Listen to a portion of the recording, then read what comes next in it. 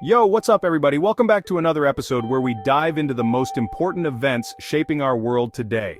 It's 2025, and the world is still trying to figure things out. From climate change to economic instability, the challenges are immense. But guess what? There's a glimmer of hope shining from the heart of London. Amidst all the chaos, something truly remarkable just happened. World leaders just wrapped up a historic summit, all aimed at bringing peace back to Ukraine. This wasn't just another meeting, it was a gathering of minds and hearts. And let me tell you, the vibes were surprisingly hopeful. There was a palpable sense of optimism in the air, something we haven't seen in a long time. This wasn't your typical stuffy political gathering. It was more like a global family reunion where everyone knew the stakes and was ready to roll up their sleeves. This was about action, about solidarity, about finally saying enough is enough to this conflict. The agreements signed were not just pieces of paper, they were commitments to a better future. Imagine a room full of presidents, prime ministers, and even a few royals, all laser-focused on one thing: ending the bloodshed in Ukraine. The atmosphere was electric, charged with a sense of purpose. Now you might be thinking, can a bunch of politicians in fancy suits actually solve anything? It's a fair question given the history of such gatherings. And hey, I hear you. Skepticism is natural, especially when we've seen so many promises go unfulfilled. But this time felt different. There was a genuine sense of urgency, a collective understanding that the stakes couldn't be higher. The discussions were intense, but they were also productive. There was a real sense of urgency, a shared understanding that the stakes couldn't be higher. Every leader in that room knew that failure was not an option. This wasn't just about Ukraine, it was about sending a message. Aggression won't stand, and the world is ready to fight for peace. The unity displayed was a powerful statement, a beacon of hope for all of us. As the summit concluded, the streets of London erupted in celebration.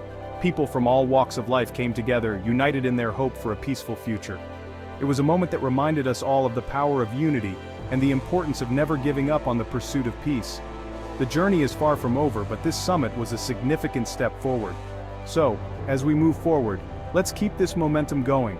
Let's continue to push for peace, to hold our leaders accountable, and to believe in the possibility of a better world.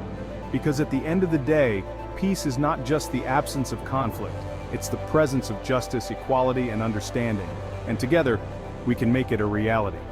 Thanks for tuning in, and until next time, stay hopeful and stay united. At the center of it all was Keir Starmer, the UK Prime Minister who pulled off this diplomatic miracle. His leadership was instrumental in navigating the complex web of international relations and bringing together a coalition of nations with diverse interests and agendas. Starmer, known for his calm demeanor and sharp intellect, managed to get everyone on the same page. His ability to listen, understand, and then articulate a common goal was key to his success. He didn't just talk, he listened, and that made all the difference. And trust me, with these egos, that's no small feat. The room was filled with leaders who were used to having their way, each with their own set of priorities and concerns. Yet Starmer's approach was inclusive, making everyone feel heard and valued. He's like the diplomatic equivalent of a Jedi Master, using his powers of persuasion to bring balance to the Force. His charisma and strategic thinking turned potential conflicts into opportunities for collaboration. A future where Ukraine is safe, sovereign, and free. This vision was not just a dream, but a tangible goal that Starmer and his allies worked tirelessly to achieve. This isn't just a European issue, it's a global one. The ripple effects of the conflict in Ukraine have been felt worldwide, affecting economies, security, and the lives of millions. And guess what? People actually listened. The international community, often divided on so many issues, found common ground thanks to Starmer's efforts. But Starmer knew better than to hog the spotlight. He understood that true leadership is about empowering others, not just showcasing one's own abilities. He made sure to give other leaders a platform, especially those from neighboring countries who've borne the brunt of the refugee crisis and the economic fallout from the war. Their voices were crucial in shaping a comprehensive and effective response. This wasn't about one man's vision, it was about creating a united front for peace. Starmer's legacy will be remembered not just for his diplomatic achievements, but for his ability to inspire and unite leaders from around the world in the pursuit of a common goal. And let me tell you, the guest list was lit. We're talking heavy hitters from across the globe. French President Macron was there, looking dapper as ever, emphasizing the need for a strong and united Europe. A strong and united Europe is essential for peace. German Chancellor Baerbock, a powerhouse of diplomacy, stressed the importance of economic support for Ukraine. Economic support for Ukraine is crucial for their recovery and stability. Even Canadian Prime Minister Trudeau made an appearance, rocking his signature colorful socks, because who says diplomacy has to be boring? He pledged Canada's unwavering support, proving that this truly was a global effort. The presence of these leaders sent a powerful message. The world stands with Ukraine. But the most important guest, the one who stole everyone's hearts, was Ukrainian President Zelenskyy. Zelenskyy, looking weary but resolute, received a standing ovation as he took the stage. The applause was not just for him, but for the spirit of a nation that refuses to bow down.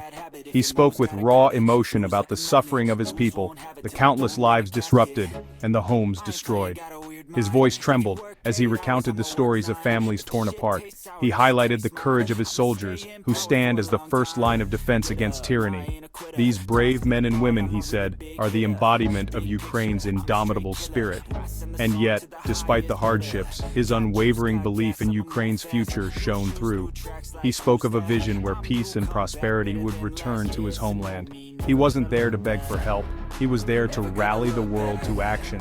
And rally they did. The room was filled with a renewed sense of purpose and determination. The summit produced a concrete, actionable plan to bring peace to Ukraine, a 4-point plan that was music to everyone's ears. It was a plan that promised not just words, but real, tangible actions. Firstly, immediate and substantial military aid to Ukraine, ensuring they have the resources to defend themselves. This aid would come in the form of advanced weaponry, logistical support, and intelligence sharing. No more half measures, no more bureaucratic hurdles. The world recognized that Ukraine's fight was a fight for freedom everywhere. Just pure, unadulterated firepower to push back against the aggressors. The message was clear: aggression would not be tolerated. Secondly, an ironclad guarantee of Ukraine's sovereignty and territorial integrity. This was a commitment from the international community to stand by Ukraine's side. This wasn't just about ending the current conflict, it was about preventing future ones. It was a declaration that Ukraine's borders are sacrosanct. The plan also included a framework for ongoing diplomatic efforts, ensuring that dialogue and negotiation would always be the first course of action. The message was clear: Ukraine is a nation, and its borders are not up for grabs. This was a stand for international law and order.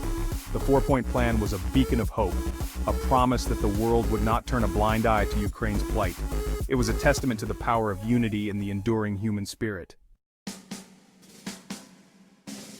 Section 5. The United Kingdom, leading by example. Now talk is cheap, right?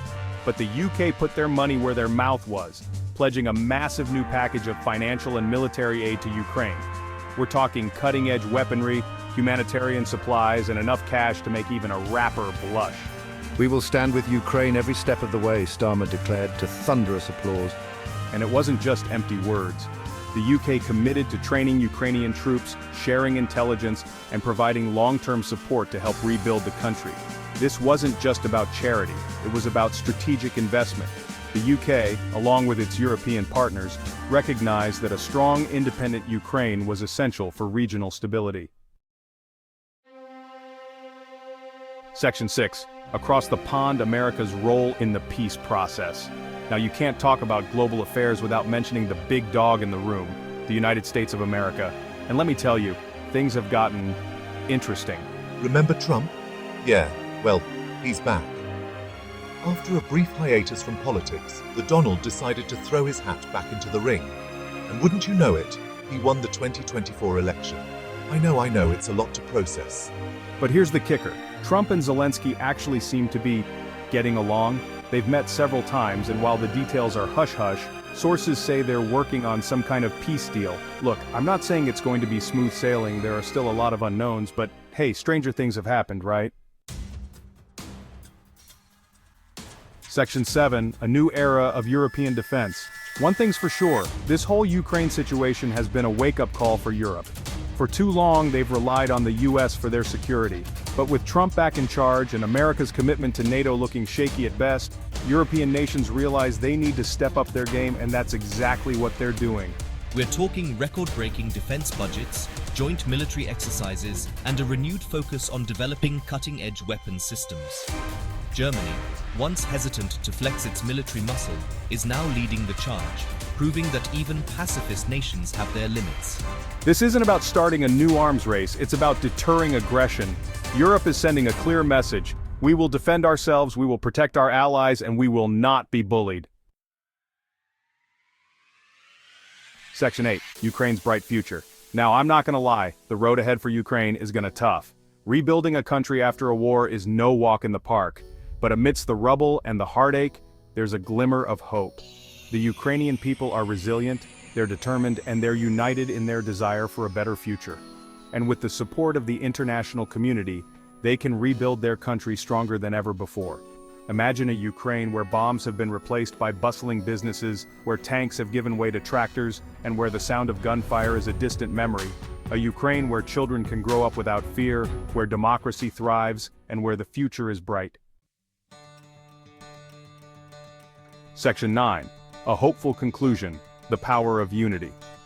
The London summit was a powerful reminder that even in our divided world, hope can emerge from the ashes of conflict. It showed us that when we put aside our differences and work together, anything is possible. So let's raise a glass, or a bottle, no judgment, to peace, to unity, and to the resilient spirit of the Ukrainian people. They're showing the world what it truly means to fight for freedom. Stay strong, Ukraine. The world is with you. Peace out.